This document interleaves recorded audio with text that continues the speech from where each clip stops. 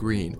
I love Green for many reasons, and I think the biggest is that the dude is just a trailblazer. He does what he wants, sticks to it, improves, and looks like a genius.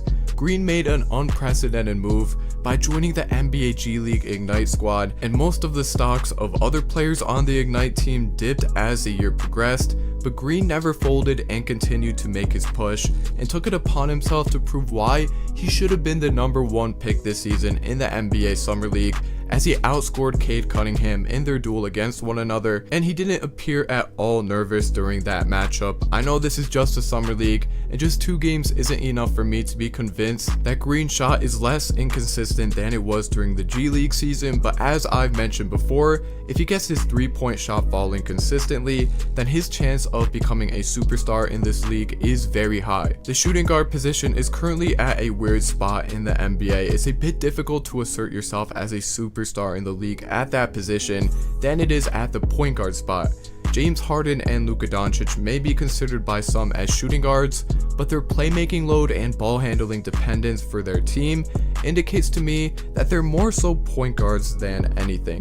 And if Jalen Green will become a top 10 player in this league at one point in his career, his playmaking will need to improve. Currently, Green is a solid playmaker, but a good start for his career would be above 4 assists a night, and I believe he will have enough options to both pass and score, but let's wait and see if he is capable of it. Up next, we got our first potential bust, this being Franz Wagner. Wagner was a very strange pick for me since Orlando took him at number 8 in the 2021 draft. There were quite a few other players who I thought provided a better fit and higher ceiling for the Orlando Magic, and so far I haven't really seen much of the defensive promise that I was led to expect with him come time in the Summer League. He looks almost too comfortable, doesn't assert himself mentally or physically, and he doesn't try to get creative and find opportunities to score. I'm sure Wagner will have a fine career in the league, but he will need to find his game mentally, and to be fair to him, it is very early, but that's often what makes or breaks lottery players, especially international ones. Up next as the next superstar, I've got Alperen Şengün. Şengün came in and controlled the tempo for the Rockets in half-court sets, even when he wasn't getting his shots to go in during his first game. He went 3 for 10 in game 1, but even with his shots not going in that normally would, Şengün's physicality on offense was still unmatched, and so was his motor. In Şengün's 2 games played so far, he has blocked 8 total shots, which is an amazing sign. I've never really even been big on judging a big man's defensive presence by their block shots. I typically like to just watch games and see if bigs aren't just chasing blocks, rather getting in the right position to minimize the chance of the shots going in, and Şengün is doing both. He's not elite as a vertical athlete yet, he knows where to be and where to put his hands for blocks and body to alter shots. Many analysts noted that Şengün's game might be a bit too traditional for the modern game, and as far as scoring goes, I tend to agree to some extent, though Şengün has displayed his ability to shoot a little bit, but other than that, his offensive game is very modern. He's a great passer, and though his 3-point shot may not be where he wants it yet, his passing capabilities opens up the court for his teams on offense. Up next on the bust list is going to be Keon Johnson, whose stock before the draft was often in people's top 10s, but he slipped all the way down to the 21st pick by the New York Knicks and was shipped off to the Los Angeles Clippers. The upside with a guy like Johnson is always a fun thought, but his game on the court never really justified him being drafted in the top 10.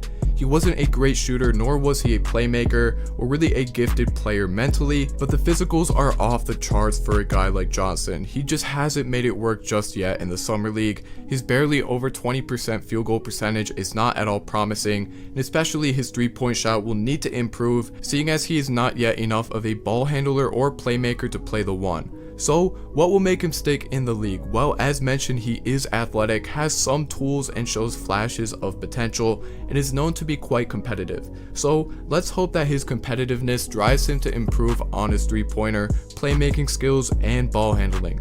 Up next, we got our third superstar, this being Cade Cunningham.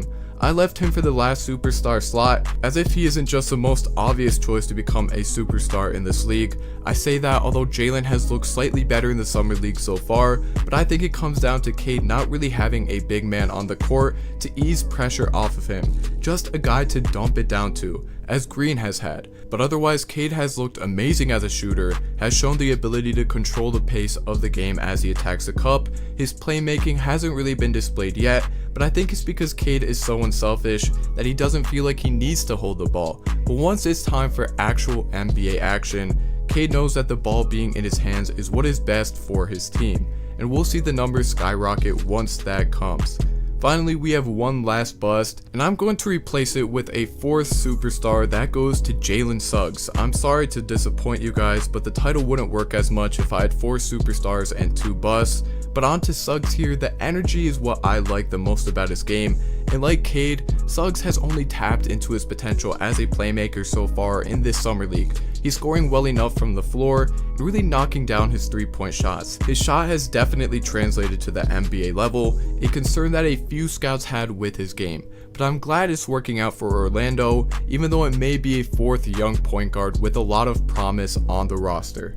This team needs some identity and leadership, and there may be no guy better to provide that in this class than Jalen Suggs. Hot take, Suggs could very well be in Orlando his entire career. I just kind of get that sense with him and his fit in Orlando. Look out for that young core, man. But other than that, guys, I hope you all enjoyed. Let me know your thoughts on these guys, and especially tell me what you think about so many of these guys overperforming in the NBA Summer League. This class looks really amazing. Have a blessed day, guys, and I'll catch you all in the next one.